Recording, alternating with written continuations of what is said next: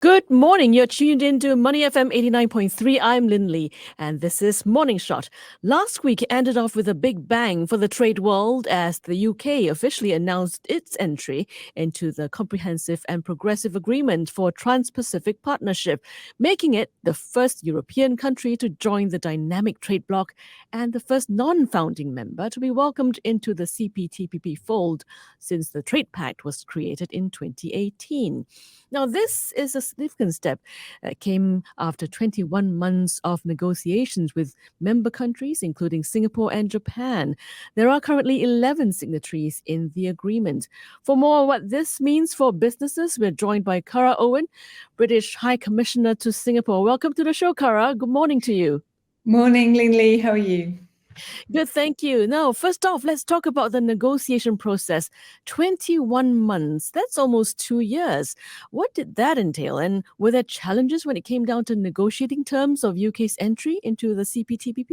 So I really take my hat off to all of the chief negotiators. And obviously, a few days ago, there were enormous celebrations that we'd got this over the line. So during the process, we tried to do two things. Number one is the CPTPP countries were really keen to make sure that the UK complied with the very high standards that are set in the trade agreement. And then secondly, there were discussions about market access, where countries will be wanting to make sure that their companies can get the most favourable possible access to each of the economies.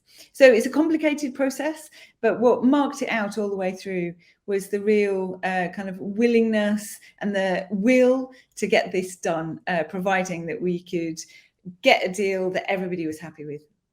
Now, you mentioned very high standards earlier. Now that the UK has the green light, will there be any reforms deemed necessary to be implemented to meet those standards set by the CPTPP? And if so, what kind of timeline are we looking at? So the first stage, which is all about compliance, is checking whether or not we already meet the high standards.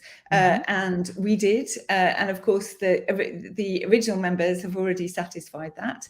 But I think one of the brilliant things about CPTPP is that it will not rest on its laurels. The reason we were so keen to join is partly about our attitude towards this part of the world, but also that we're kind of joining some philosophically like-minded trading countries where we want to make sure that the agreement remains relevant, it remains robust, and that it keeps up with the pace of change in our economies. Now, we do understand that this is part of the UK's efforts to pivot to Asia. How exactly will this move benefit businesses in the UK and vice versa? So when we accede, our companies and companies within this region will experience 99% of tariff-free imports within the bloc. That's a really huge thing. We already came from a good base where we had free trade agreements with lots of countries, but this will improve our access and those countries' access to our market even further. We'll be the second biggest economy in the bloc, so us joining is really significant. We'll take the value of the bloc from £9 trillion to £11 trillion. And it is, as you said, a really fundamental part of the UK's approach to this region, where you'll see us investing diplomatically in security and defence terms, and also with CPTPP and our ongoing activity in the region on trade and investment, because we believe that is what drives jobs and growth and increasing development in all of our countries.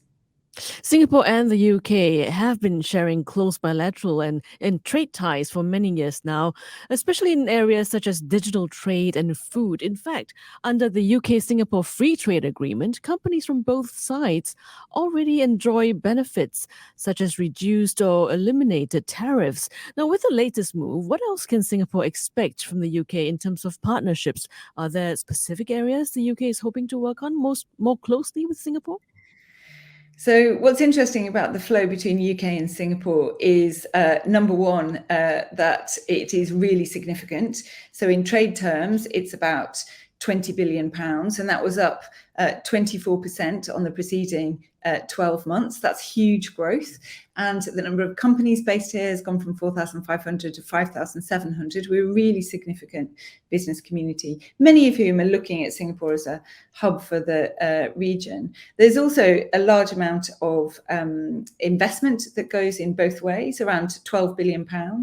And of all our investment into the bloc, Singapore gets about 10% of that.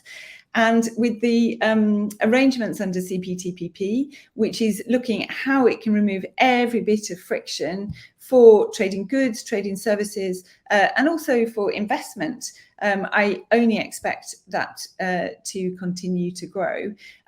You talked about the digital economy agreement. I mean, that is still a high watermark of what countries are doing with each other in one of the most exciting bits of our economy. Again, looking at how digitization can remove friction to real trading goods, but also making sure that digital services can be delivered in each other's countries. So if you take our free trade agreement, digital economy agreement, the green economy framework, our fintech bridge, and now joint membership of CPTPP, I can't think of a single country that has a better kind of trade architecture with us. So it makes me really confident going into the future.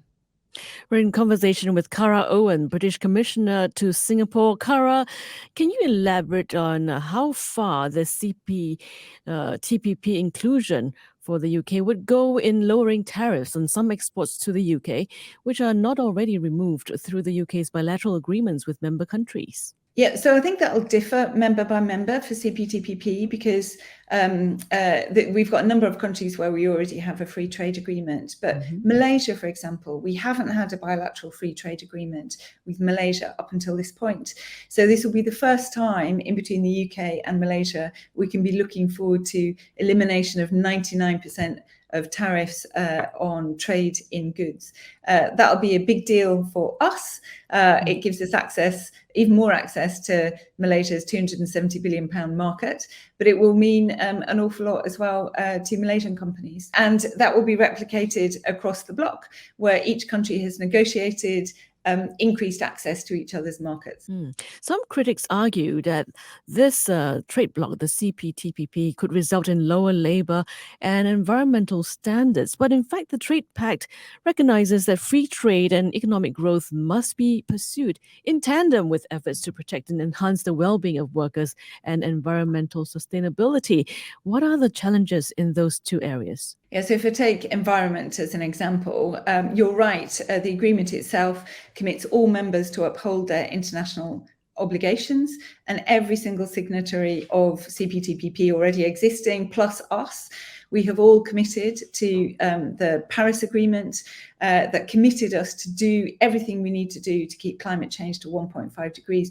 But that's going to be incredibly difficult for all of us to meet. We know it's a super ambitious goal, and it will mean that we're going to have to harness every single bit of existing and emerging technology that is going to help us decarbonize our economies, while also making sure that we protect and enhance jobs and growth. So CPTPP is going to help, because as we can have more investment, as we can have more movement of services and goods that are relevant to decarbonisation, that is going to help every single member get access to that technology and to be able to integrate them into their supply chains to decarbonise their economies. So I think actually it's a really strongly decarbonisation supporting agreement. Okay, do you think this latest move would pave the way for more countries, such as maybe the US, to follow suit? Because during the Obama administration, the US was actually involved in some of these talks before being withdrawn later on by President Trump. So one of the reasons we were attracted to joining the CPTPP is that it's avowedly an open agreement, but it's avowedly an open agreement and a really high standard agreement. And I think we really like that approach. We, like the founding members, are sort of fierce defenders of free trade as engines for global growth and development. So I think there's a number of other countries that have expressed their desire to start the accession process. And I look forward to, when we become members, us being part of the group of companies that are talking to other countries about the high standards that we've got, about the ambitions for the agreement, and how others can become part of this really exciting block.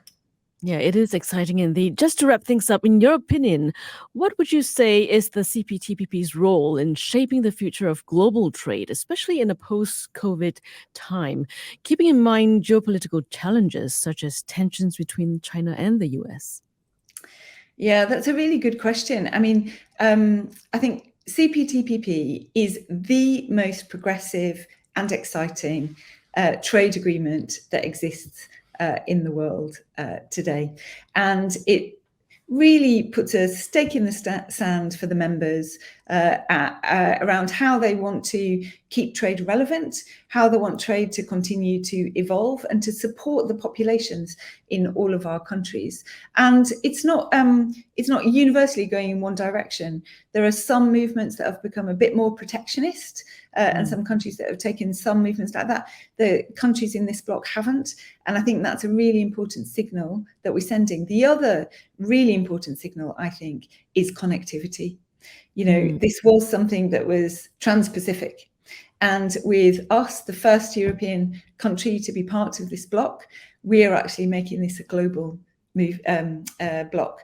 So the connectivity between the regions, I think, is really important in and of itself, and for the signal that it sends about the future of international trade. All right. Thank you very much for your time this morning. We've been speaking with Cara Owen, British High Commissioner to Singapore. Thank you, Lynlee. Money FM 89.3.